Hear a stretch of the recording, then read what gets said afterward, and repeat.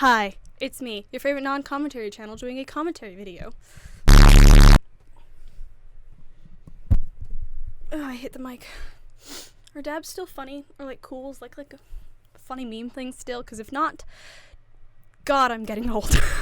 Today we are going to be talking about Onision because not only is he a threat to society, he is also a threat to my state.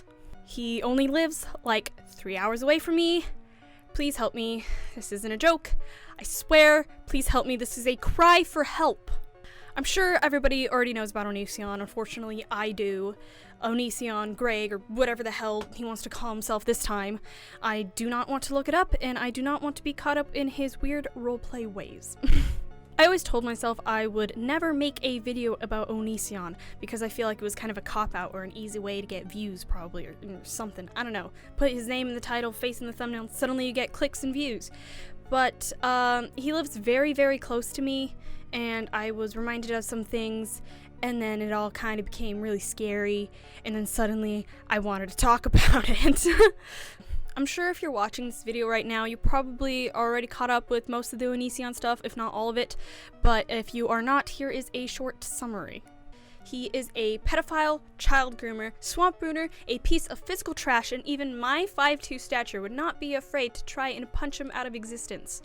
If you want to learn more about that stuff in detail, I will leave some links down below of good videos that talk about that stuff, that go and talk about things that he has done or is doing right now. I just will not be covering that stuff in this video or going too deep into it.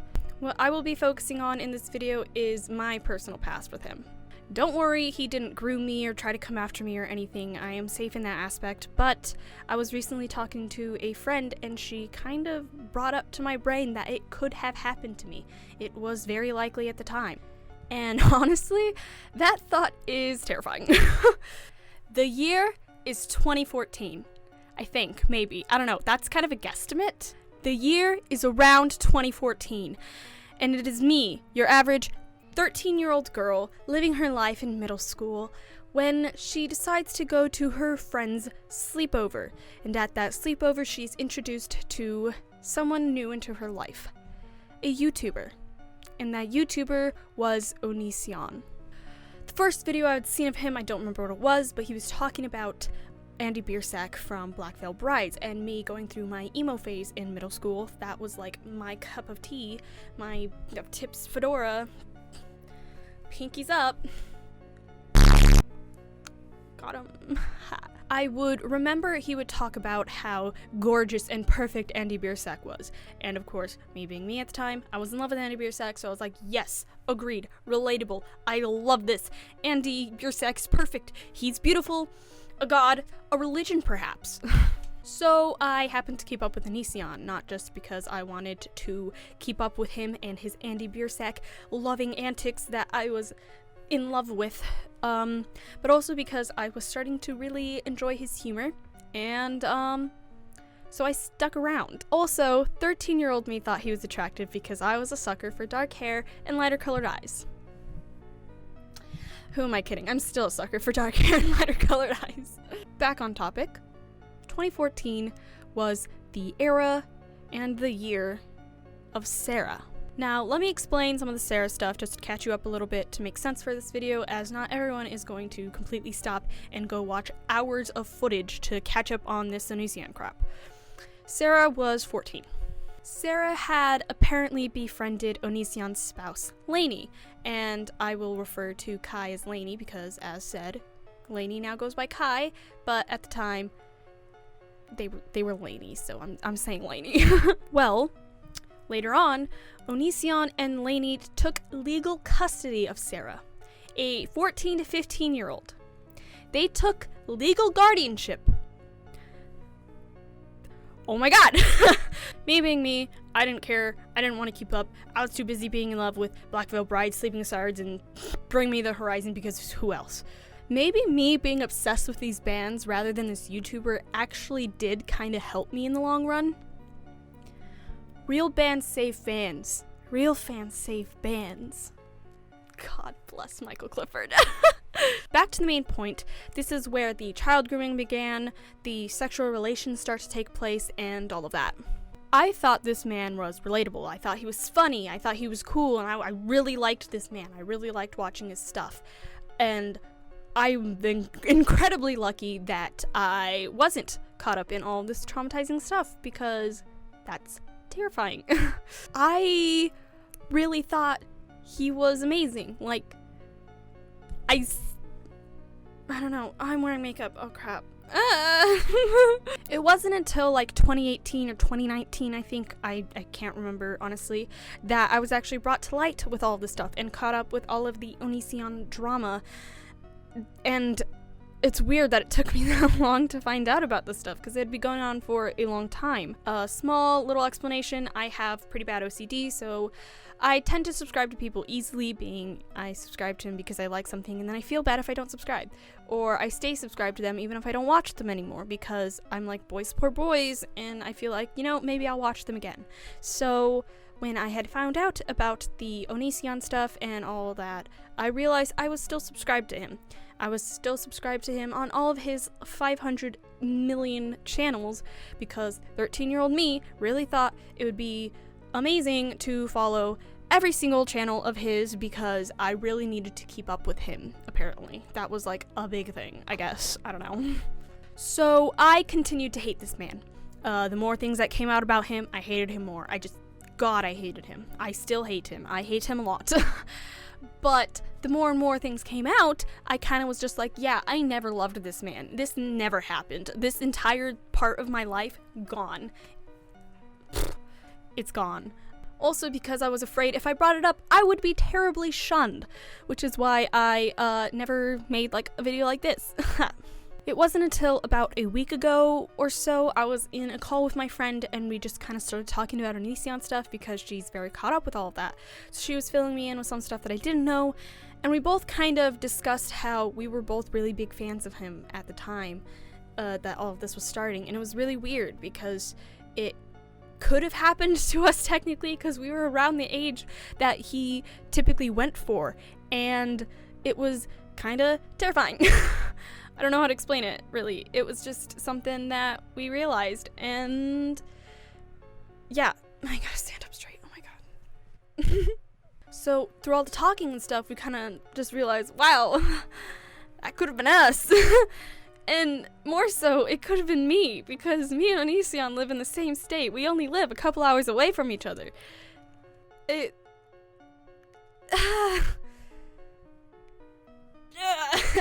Oh God. I loved this man because he was funny, and I loved this man because of his content and what he did. I really did love and support this man because I thought he was a cool person.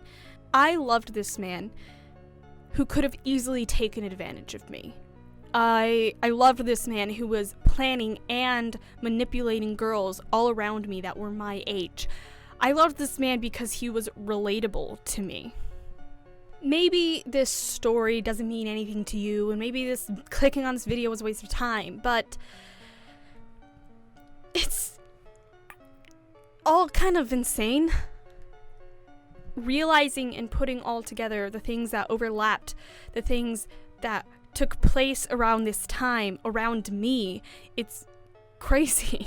And although this all happened in the past, it's still scary to me, and I was scared at the time talking about it, and then now talking about it again, and it's just like thinking about it, it's like, goddamn.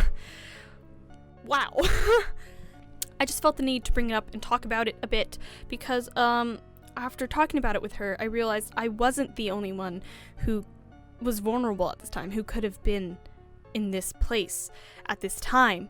That apparently I'm not the only one who just kind of was there and didn't really think about it. I feel so many people were lucky to not have them be preyed upon by Mr. Onision, and it's terrifying to think that it could have been them if they were around that area, including me.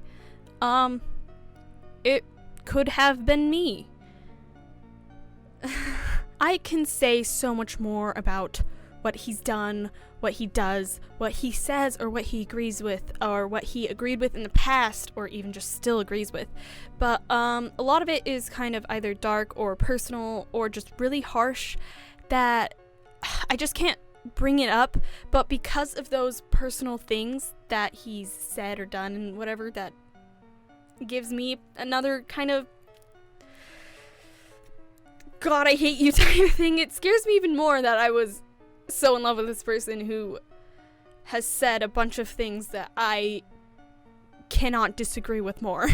And even though this isn't something like what he's done to me physically or talked to me or anything, because technically this is all just a mental thing, I still felt the need to talk about it because I feel like it's just something a lot of people can probably deal or has dealt with and can probably understand if they were fans of him at this time, and just finding out about this now and realizing, oh my God. I have been so vulnerable, and from my own experiences of abuse from a man I loved and admired, I know that at that age I could have easily been manipulated, because just a year later I was easily manipulated by another man. I will always be this fangirl activist to protect myself and others, to feel confident in doing what we do in love, and as a creator as well, I will accept that.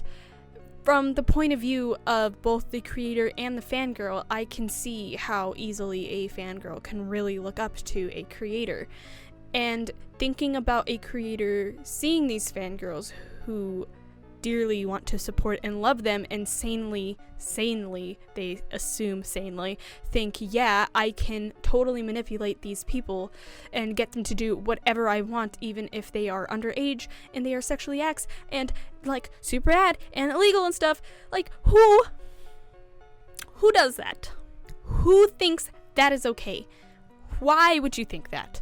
Once again, as both a fangirl and a creator, I think that is kind of bad, very bad, because it's bad.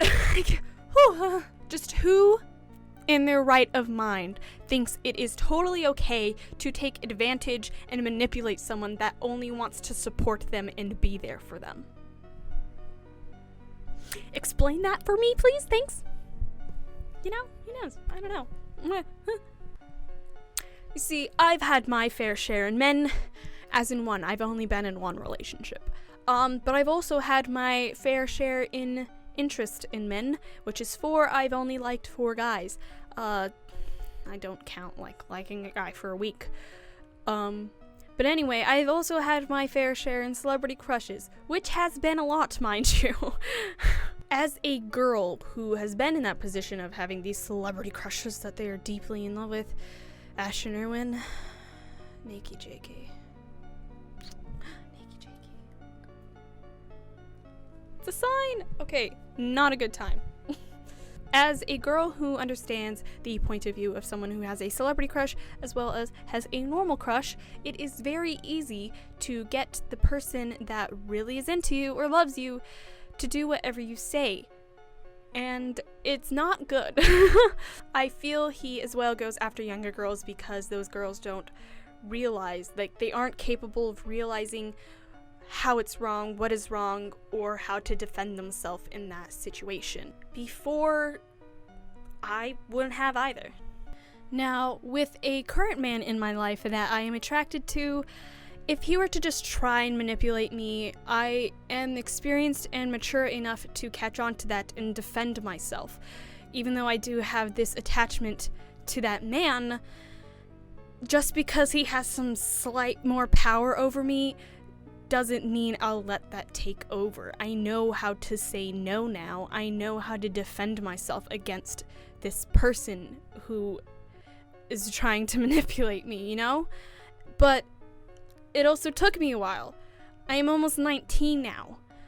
I turned 19 in a month, and it took me until around now to even be able to learn how to do that. Even then, I might not be the most experienced in figuring out how to do it, but Onision went after 13 to 15-year-olds who weren't capable of realizing that. And I know he did that because unfortunately he's smart enough to realize that because of their age, they just don't know. And it's disgustingly horrifying. I felt the need to just bring this all up and talk about it because there's just so much that has happened, and it's so weird because it all kind of started around me and I had no idea. Maybe my thoughts and me speaking about this meant absolutely nothing. It contributes nothing, and I don't plan on it to contribute anything. It's just kind of saying like, hey, this happened to me, and it's probably happened to so many other people where we love this man and have no idea what he was capable of or what he is capable of getting away with because of his power that he has over these kids. And it's, I don't know, I just felt the need to talk about it because even though I wasn't personally affected, I was still there. And it just kind of bothers me a little bit that I loved and supported this man so much, and he just destroyed people around my age for loving him. Sorry this video wasn't completely comedic. It was something I just felt the need to talk about. Everything is very different. I'm holding my mic because my mic stand is annoying and I don't like having to set it up when I'm standing like this, so I'm holding it with a pop filter that's too small and not cool, so I hope this works out. I don't know about this background yet. I kind of like it. I might switch to a green screen background, but I think I enjoy this background. So maybe more commentary videos with this area. I really hope you enjoyed this one.